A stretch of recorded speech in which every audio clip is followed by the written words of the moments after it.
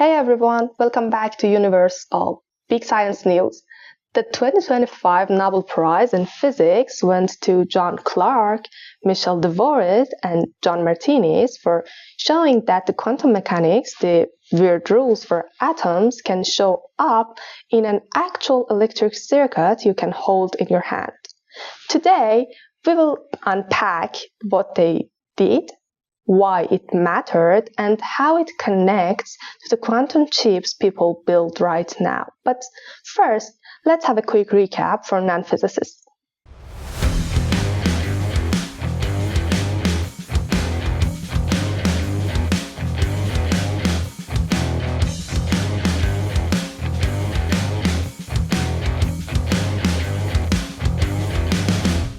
Quantum mechanics often lives at the tiniest scales, atoms, electrons, and other subatomic particles, where particles can do things that make no sense in everyday life.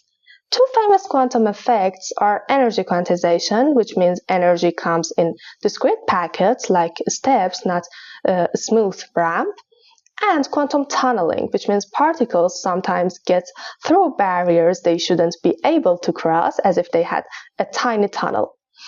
These laureates showed both effects in a microscopic electrical device, one made of billions of electrons, bringing quantum behavior into a visible world. Now, let's dive deeper and talk about the device and Nobelist's idea.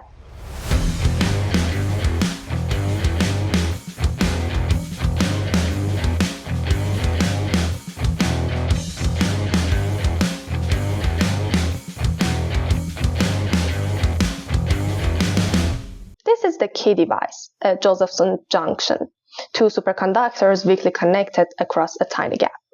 In a superconductor, electrons pair up into Cooper pairs, and millions of those pairs condense into a single quantum state described by one wave function. A Josephson junction lets a supercurrent flow without voltage until it doesn't. Each valley is a stable state. Classically, if the washboard is tilted enough, the system rolls over a barrier and you see a voltage.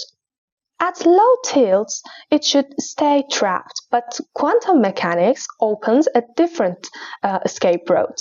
The system can tunnel through the barrier. That is macroscopic quantum tunneling, or MQT. The whole collective state tunnel, not a single electron.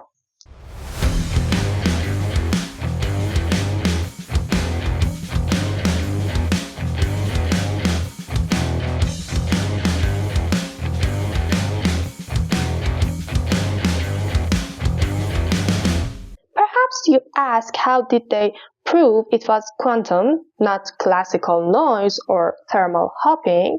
There was two major signatures. First, switching current distribution versus temperature. At higher temperatures, escapes are dominated by thermal activation. The escape rate depends roughly on temperature. However, at very low temperatures, the escape rate saturates and deviates from the thermal prediction, indicating that quantum tunneling dominates the escape process.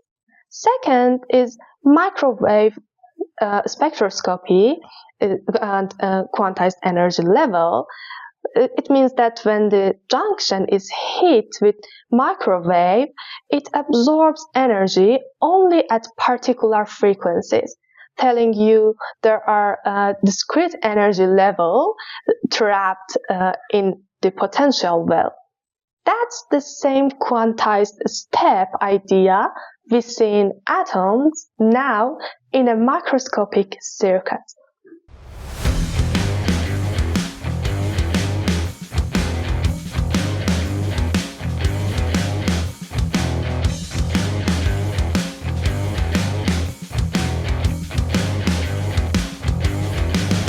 Well, the main question, why was this so important?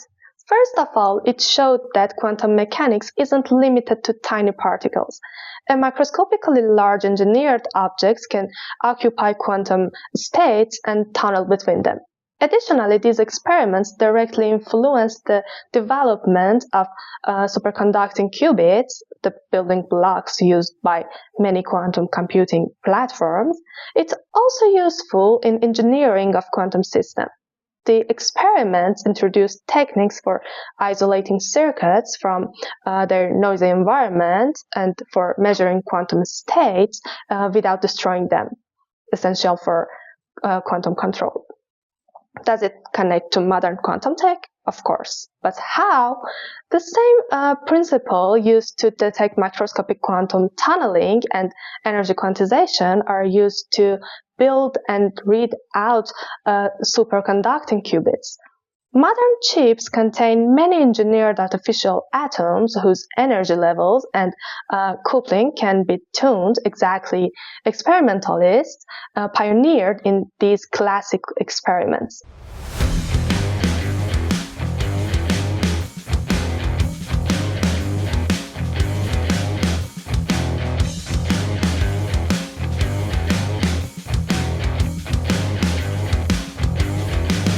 So the 2025 Nobel Prize celebrates experiments that showed quantum rules apply on a scale we can make and engineer. That's a huge step from strange theory to usable technology.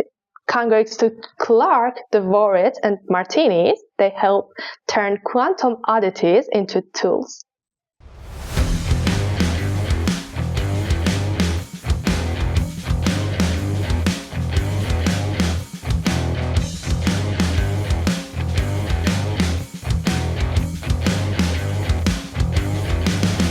If you want an even nerdier deep dive, hit like, subscribe, and tell me what should I explain next.